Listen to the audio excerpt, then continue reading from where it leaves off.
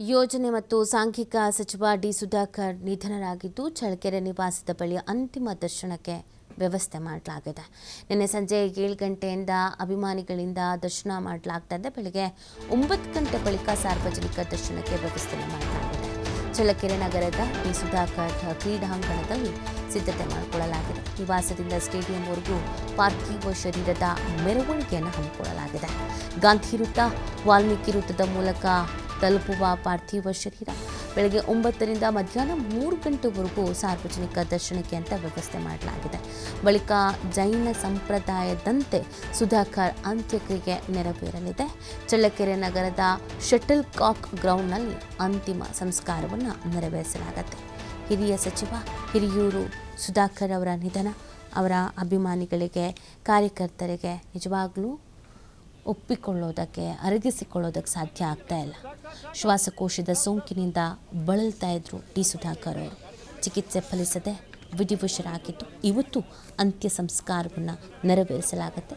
ಇದೀಗ ಅವರ ನಿವಾಸದಲ್ಲಿ ಪಾರ್ಥಿವ ಶರೀರವನ್ನು ಅಂತಿಮ ದರ್ಶನಕ್ಕೆ ಅಂತ ಇಡಲಾಗಿತ್ತು. ಅಂತಿಮ ದರ್ಶನವನ್ನು ಪಡ್ಕೊಂಡಿದ್ದಾರೆ ಅನೇಕರು. ಇವತ್ತು 3 ಗಂಟೆವರೆಗೂ ಅಂತಿಮ ದರ್ಶನಕ್ಕೆ ವ್ಯವಸ್ಥೆಯನ್ನು ಮಾಡಲಾಗಿದೆ. ಅನೇಕ ಸಚಿವರುಗಳು, ಶಾಸಕರುಗಳು, ರಾಜಕೀಯ ನಾಯಕರುಗಳು ಕೂಡ ಭೇಟಿಯನ್ನು ನೀಡಬಹುದಾದ ಸಾಧ್ಯತೆ ಇದೆ. ಇನ್ನು ಇವತ್ತು ಮಧ್ಯಾಹ್ನ 3 ಗಂಟೆಯವರೆಗೂ ಅಂತಿಮ ದರ್ಶನಕ್ಕೆ ವ್ಯವಸ್ಥೆಯನ್ನು ಮಾಡಲಾಗಿದೆ. ಅದಾದ ನಂತರ ಅಂತ್ಯ ಸಂಸ್ಕಾರವನ್ನು ಜೈನ ಸಂಪ್ರದಾಯದಂತೆಯೇ ನೆರವೇರಿಸಲಾಗುತ್ತೆ.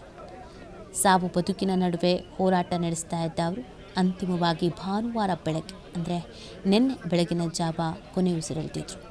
ಈ ಬಗ್ಗೆ ಆಸ್ಪತ್ರೆಯ ವೈದ್ಯಕೀಯ ನಿರ್ದೇಶಕರು ಡಾಕ್ಟರ್ ಆರ್ ಚಿನ್ನದುರೈ ಅವರು ಮಾಹಿತಿಯನ್ನು ಹಂಚಿಕೊಂಡಿದ್ದರು. ಅದಾದ ನಂತರ ಅಂತಿಮ ದರ್ಶನಕ್ಕೆ ಅಂತ ವ್ಯವಸ್ಥೆಯನ್ನು ಮಾಡಲಾಗಿತ್ತು.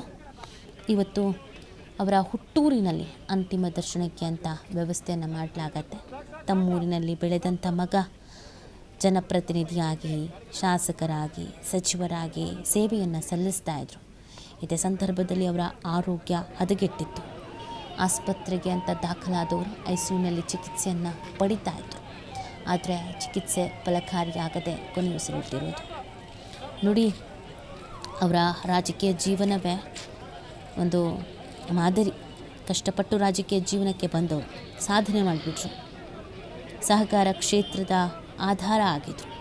ರಾಜಕೀಯದ ಜೊತೆ ಸಹಕಾರ ಕ್ಷೇತ್ರದಲ್ಲೂ ಅವರು ಮಹತ್ವದ ಪಾತ್ರವನ್ನು ವಹಿಸಿದರು.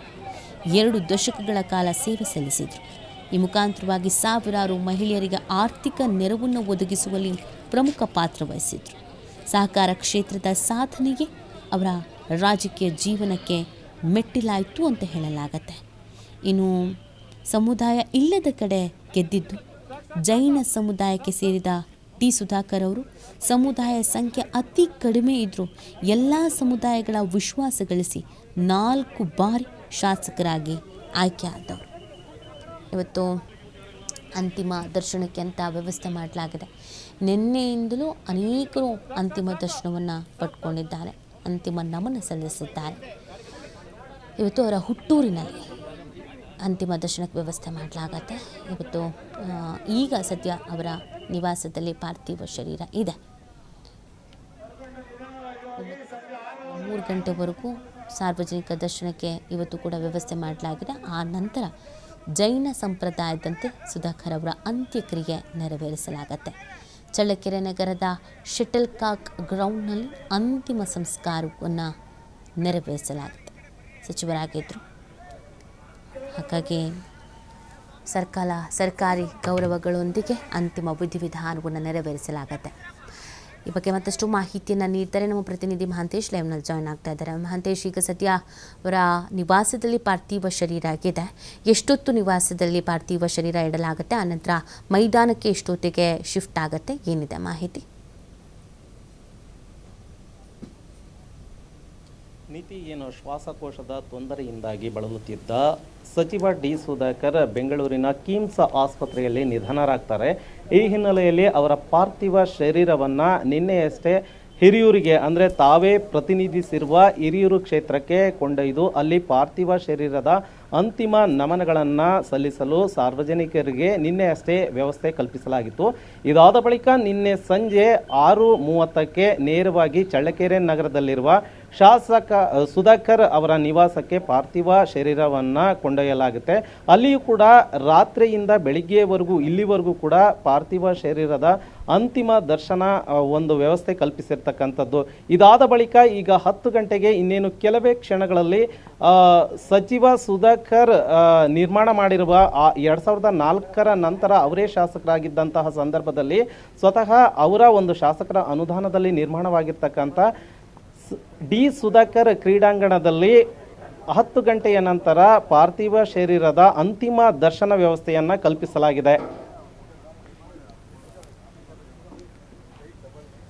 ಮಧ್ಯಾಹ್ನ 3 ಗಂಟೆಯ ನಂತರ ಸಚಿವರು ಸೇರಿದಂತೆ CM ಸಿದ್ದರಾಮಯ್ಯನವರು ಈ ಒಂದು ಕ್ರೀಡಾಂಗಣಕ್ಕೆ ಆಗಮಿಸಲಿದ್ದಾರೆ. ಈಗಾಗಲೇ ಪೊಲೀಸ್ ಬಿಗಿ ಬಂದೋಬಸ್ತ್ ವ್ಯವಸ್ಥೆಯನ್ನು ಕೂಡ ಕಲ್ಪಿಸಲಾಗಿದೆ. ಯಾಕಂತಂದರೆ ಕಾರ್ಯಕರ್ತರು ಮತ್ತು ಅಭಿಮಾನಿಗಳು ಸಾವಿರಾರು ಸಂಖ್ಯೆಯಲ್ಲಿ ಇಲ್ಲಿ ಜಮಾವಣೆ ಆಗುವಂತಹ ಕಾರಣದಿಂದಾಗಿ ಇಲ್ಲಿ ಸಾಕಷ್ಟು ಬ್ಯಾರಿಕೇಡ್ಗಳನ್ನು ಹಾಕಿ ಮತ್ತು ಬರುವಂತಹ ಜನರಿಗೆ ಒಂದು ಸೂಕ್ತ ನೆರಳಿನ ವ್ಯವಸ್ಥೆಯನ್ನು ಕಲ್ಪಿಸುವಂತಹ ನಿಟ್ಟಿನಲ್ಲಿ ಈಗಾಗಲೇ ತಾಲೂಕು ಆಡಳಿತ ಮತ್ತು ಜಿಲ್ಲಾಡಳಿತ ಸಕಲ ರೀತಿಯಾಗಿ ವ್ಯವಸ್ಥೆಯನ್ನು ಕಲ್ಪಿಸಿರ್ತಕ್ಕಂಥದ್ದು.